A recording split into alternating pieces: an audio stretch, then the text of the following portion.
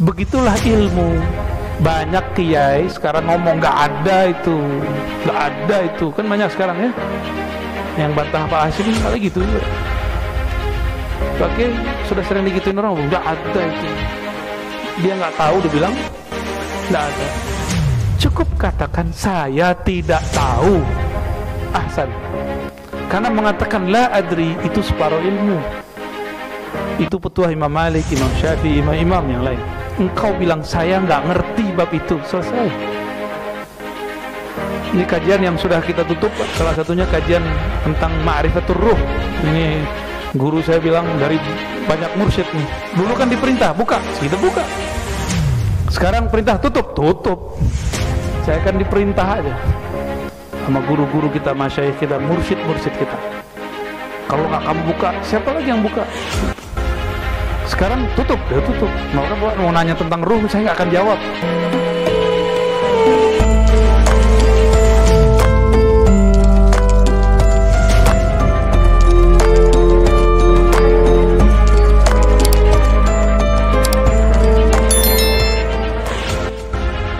Nabi itu pernah lupa nggak Pak? Pernah. Salah satu berkah umat Nabi Muhammad dibuat lupa dalam sholat.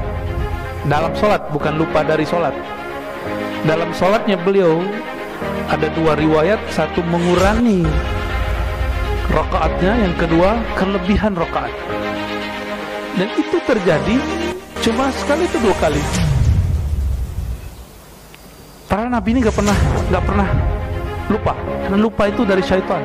Tapi nisyanul anbiya rahmatun wa barakah, bukan syaitan. Lupanya para nabi itu keberkahan, bukan dari syaitan. Kalau kita lupa seperti yang dikatakan oleh khadamnya Nabi Musa, ya, wa ma ansani, tidaklah aku lupa kecuali karena syaitan yang membuat aku lupa. Tapi kalau nabi lupa, bukan syaitan, tapi nabi lupa karena Allah sedang kasih hadiah buat umat. Sekarang kalau kita kelebihan rakaat, ada caranya nggak? Sujud sawi. Kalau kurang, kita tambah satu rakaat, atau berapa kurangnya kita tambah, nanti kita sujud sahwi. Coba kalau Nabi nggak pernah dibuat lupa oleh Allah. Jadi Nabi lupa itu syariat. Nabi itu buang air kecil selalu jongkok atau duduk. Jadi Nabi dua metodenya. Di rumah beliau itu beliau membuat WC baru, jongkok, duduk ya. Tapi kemudian diriwayatkan oleh Sayyidatuna Aisyah bahwa beliau duduk, jongkok. Di riwayat Abdullah bin Umar ini ngintip Rasul. Jadi Rasul diintip buang air kecil, jadi hadis.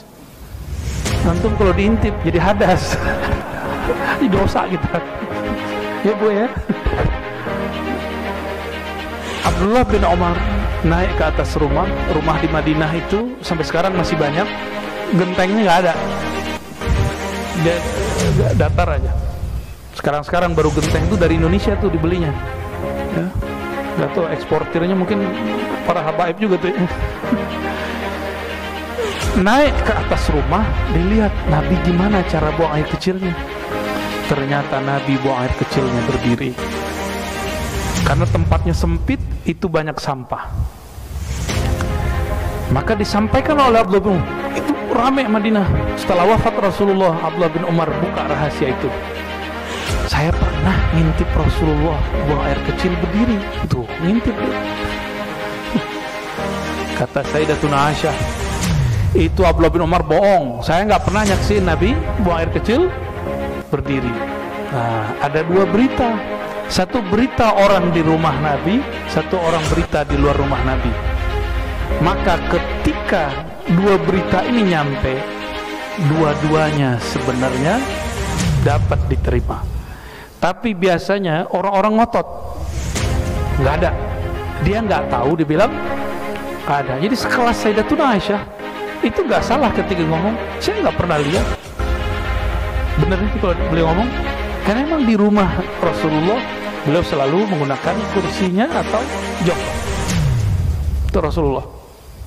Maka yang dia katakan, demi Allah saya tidak pernah melihat Rasulullah buang air kecil kecuali jongkok atau duduk.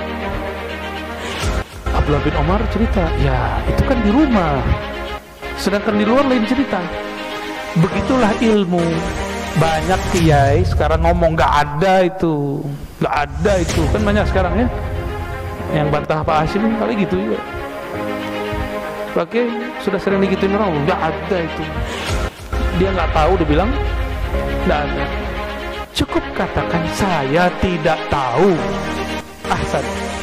Karena mengatakan la adri itu separuh ilmu. Itu petuah Imam Malik, Imam Syafi'i, imam-imam yang lain. Engkau bilang saya nggak ngerti bab itu, selesai. Ini kajian yang sudah kita tutup, salah satunya kajian tentang ma'rifatur ruh.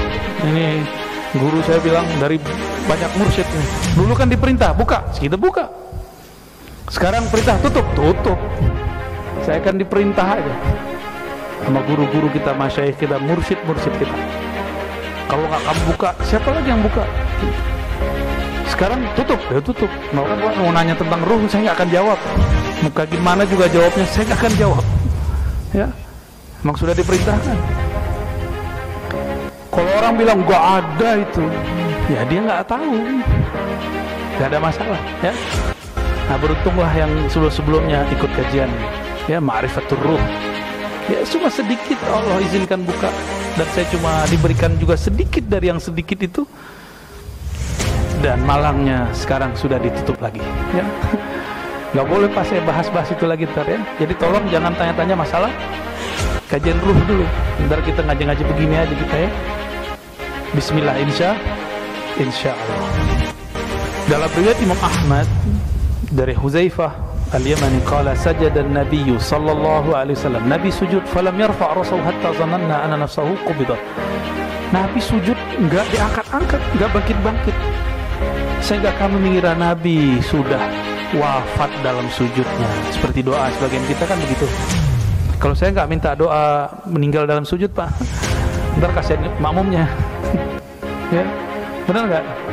Kasihan makmumnya ntar. Tapi kalau ada orang doa begitu, ahsan, bagus ya. Falamma faragha, ketika beliau selesai, qala Rabbi istasyarani, ya. Rabbku, Allah ngajakku ngobrol. Jadi Nabi sujud kalau lama, itu lagi dialog dengan Allah. Kalau kita sujud, kalau kelamaan dikit gimana? Aduh, imam ini sok soleh ini. Wa fi wa ahalla lana katsiran mimma shaddada ala man qablana wa lam yaj'al lana min dunya fin harajin falam ajid syukran illa hadhihi sajdah. Lalu beliau mengatakan di dalam hadis itu yang agak lumayan panjang, Allah menghalalkan bagi kita, bagi umat Nabi Muhammad yang dulu diharamkan. Lalu Allah mudahkan urusan-urusan duniawi kita. Falam ajid syukran illa hadhihi sajdah. Maka beliau sebagai tanda bersyukur kepada Allah sujud lama sekali. Jadi sujud syukur itu boleh di luar sholat, boleh di dalam sholat ya. Ini beliau kan halnya dapat. Nah kita kan kalau nggak dapat hal itu jangan lama-lama Pak, ntar jadi fitnah ya. Ntar dikira Bapak sudah meninggal.